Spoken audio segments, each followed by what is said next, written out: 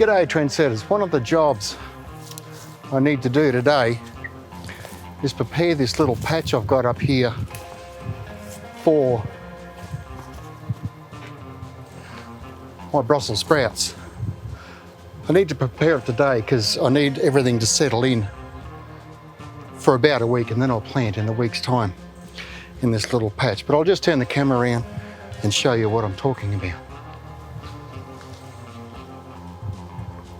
Right, so here I've got some pineapples in pots. I'll have to find somewhere else for them to live. All this weedy stuff, I'm going to have to dig that out. That's fine, that's fairly obvious. Next thing I want to do is prepare the soil. And that will include, let me see, probably 3 buckets of compost in there. I won't dig it right over, I'll just work it into the top inch or 2 of the soil. And then I've actually run out of what my normal fertiliser that I use, which is a product called ℏ𝕃𝔼𝕇. It's from ℙ𝕃𝕃𝔼𝕇, it's a fairly good fertiliser, but I haven't got any, I've used it all. And the only other thing I've got is a rose fertiliser from the same company, which is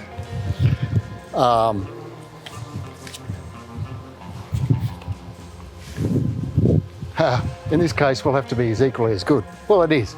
It's the same thing. It's just product branding and names and stuff like that. All you need to do is look at the, I think they call it the typical analysis, which you'll find on the side of the box, and it'll have an NPK, you know, some 6 or 6,311 or something like that. And I know that the ℙ𝕃𝕃 rose fertiliser is not too high in nitrogen, which is what I want, and it has plenty of potassium because roses need a lot of potassium to produce flowers, and we don't want excessive growth in place of not having enough flower production, which kind of what is a little Brussels sprout is. Not really, but same idea. So that is my job for today, this afternoon actually. It's nearly the end of the day. It's about 5 o'clock on New Year's Day. I'll get that done and then we'll come back next week and plant. Righto, let's go. All right, so it's the next day.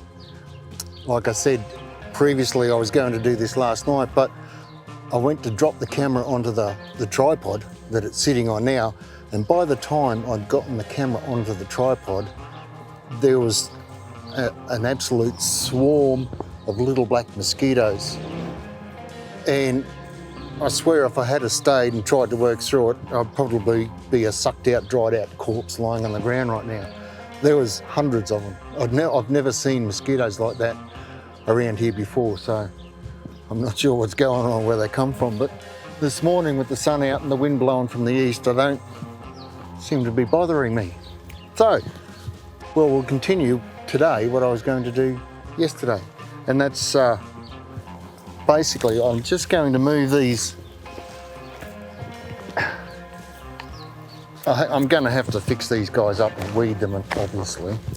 And I'll put them into bigger pots.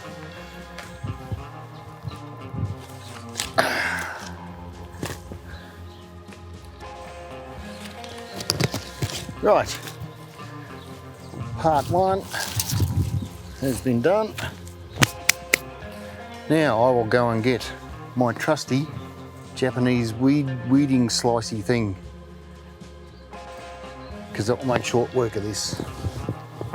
Most of you probably know this, but this is the dandelion weed, although you can eat it and make dandelion tea. I've even seen a recipe for dandelion jam, but you've got to collect a hell of a lot of flowers. But the thing with dandelion is that it has a taproot that goes straight down in the soil, obviously, with the idea of a taproot. But if you knock the top off, it'll regrow from that taproot. So I've got to dig right down around and try and get as much of that taproot out so as it doesn't regenerate and regrow. It shouldn't be an enormous taproot, seeing as it's only a fairly young plant, but you still need to get as much of it as you can. So, see how we go. Look at that. Can you see that? That taproot all the way there. So if I had broken it off there, it would regrow again. There's a little tip down the end, but I don't think it will have enough energy to make it to the soil surface from there. So there's your dandelion. Now, this, I couldn't remember before, Japanese weeding sickle. This is the best weeding tool on the planet, ever. I've never got this out of my hand.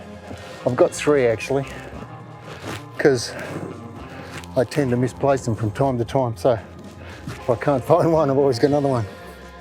And it is really simple. This is dandelion again, but it's very small and shouldn't be an issue. There you go. More dandelion. Still try and dig out as much as that taproot as you can.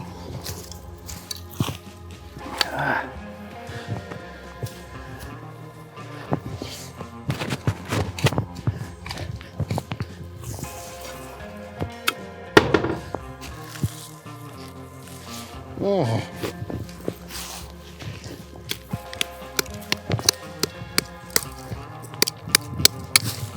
Oh, see, I broke the top off. I still got to get that root out. Oh, what a pain.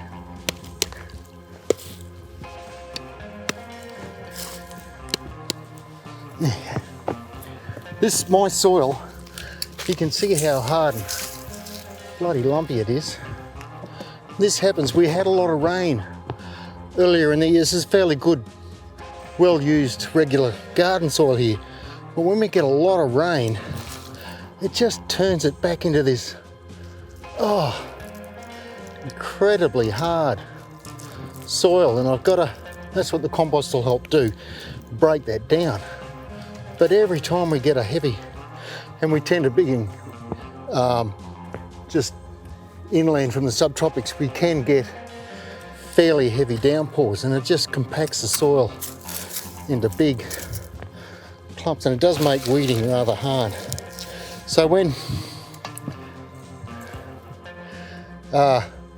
I've done all this, weeded and added the compost and fluffed it in the top, I will water it madly for between now and next week, and that will help break it up and also help the compost to act on those clumps. Right,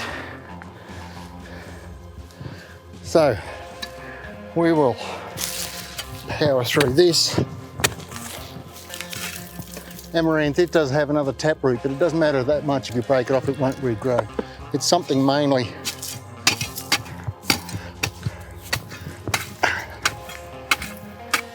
only the dandelion does. Now,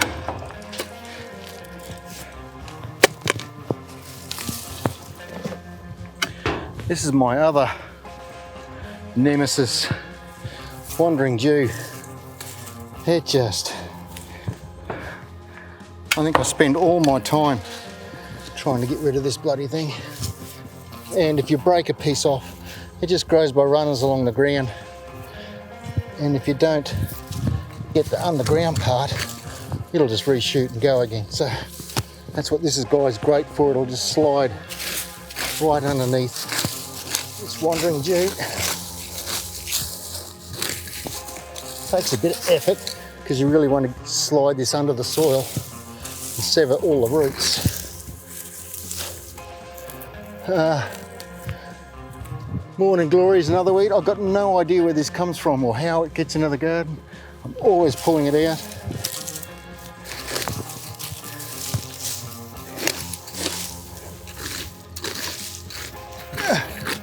They grow Morning Glory as an annual in England. Bloody idiots. Obviously it's not a weed problem like we got. That little Morning Glory plant, there's more here. This little plant, it's a climber.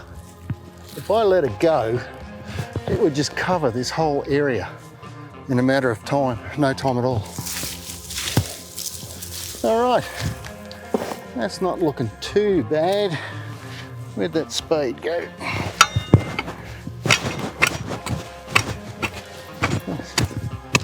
Oh, and that's as hard as a rock in places. I've got a bit of nut grass there too.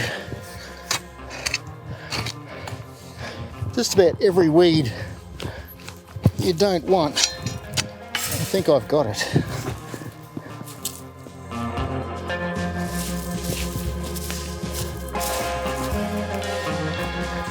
Right. A little bit more.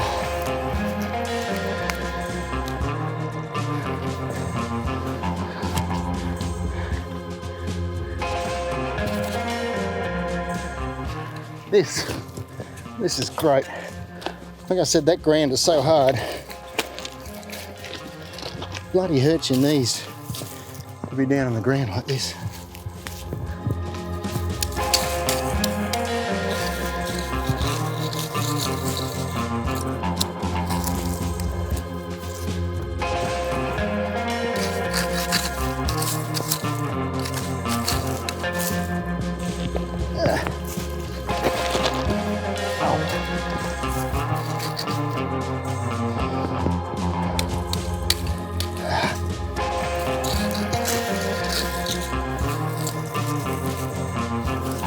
Right, nearly done.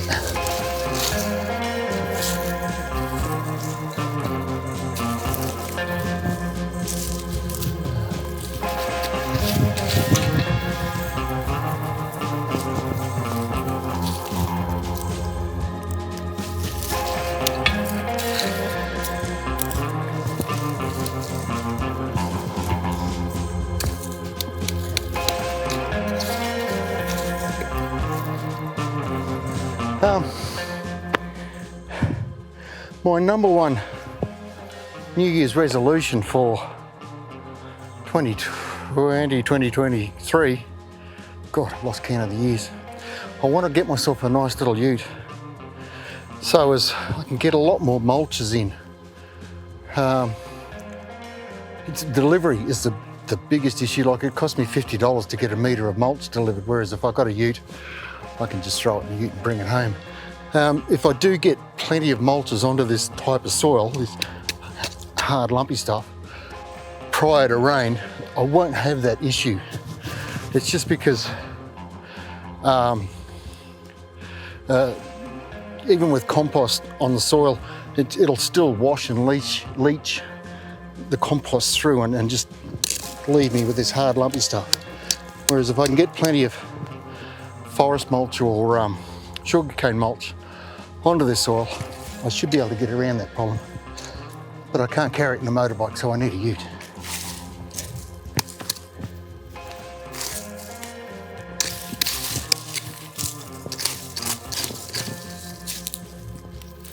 And what boy doesn't want a ute? Right. Compost. We'll just speed through this, there's not much to it. Like I said, 3 buckets of compost. Number 1. Number 2.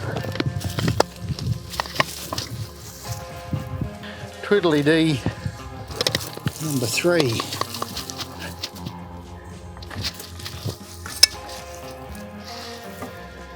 Right, good stuff. Now, I'm going to have to add fertiliser to this because compost alone won't be enough. It's mainly as a soil conditioner. I add it mainly as a soil conditioner. So, I'll go and get some fertiliser. Fertilising.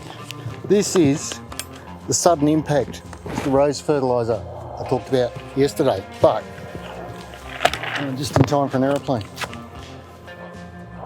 Analysis, okay, it just says analysis here. Sometimes it says typical analysis, but what we're looking at is the total. So we've got a total nitrogen of 9, total phosphorus of 4, and a total potassium of 12. So that's 9, 4, 12. So when the potassium's, I like it when the potassium is higher than the nitrogen, because we don't want excessive growth, but we still need nitrogen for growth. There's also sulfur, calcium, magnesium, and trace elements in here as well. So just because it's a rose fertilizer doesn't mean it won't work here for my Brussels sprouts.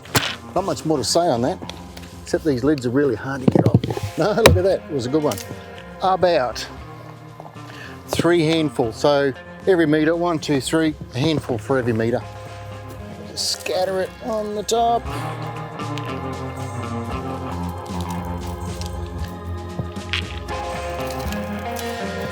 Righto, that's the fertilising done. Pretty simples. Now, second last. I've got one more step after, 2 more steps actually, third last.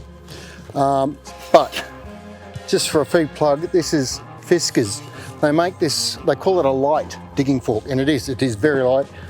I assume it's made out of aluminium. I'm really not sure what it's made of, but fantastic little product. I've got this, they make this in a garden spade, and it really just a nice little tool. But all I want to do is scuff that into the surface.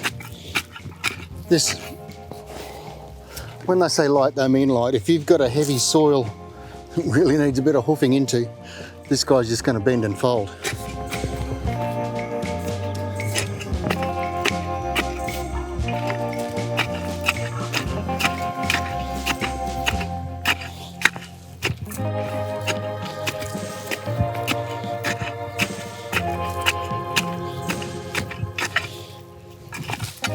That's all I want. I don't want to dig it in.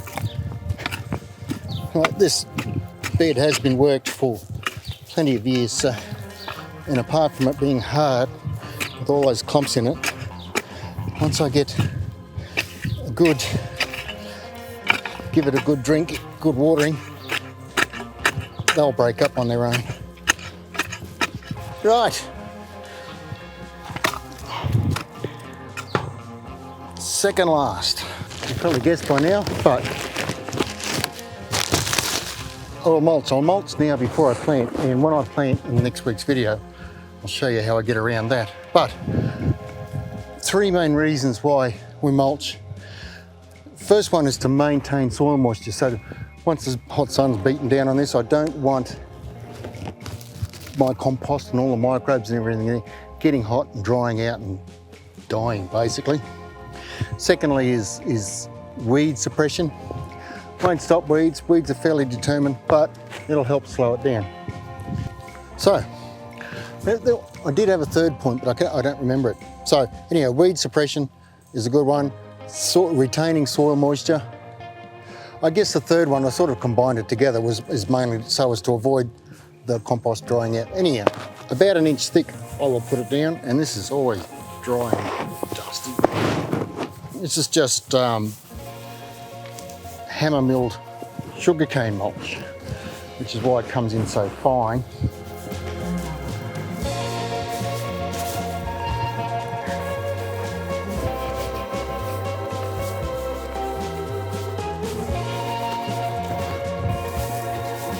Nothing fancy about that, just a good covering.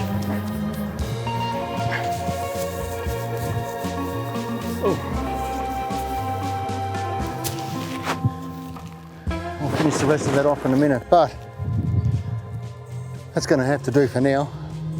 And the last step, which I won't bother you with, is I'll just water this. I'll drown it, I'll soak it until it's absolutely as wet as, and I'll do that 2 or 3 times between now and next week when I plant. And that's it. I'll see you back here, hopefully, for the planting of the Brussels sprouts.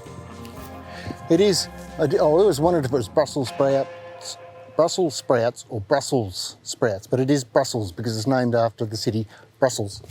So it's Brussels sprouts. Cheers.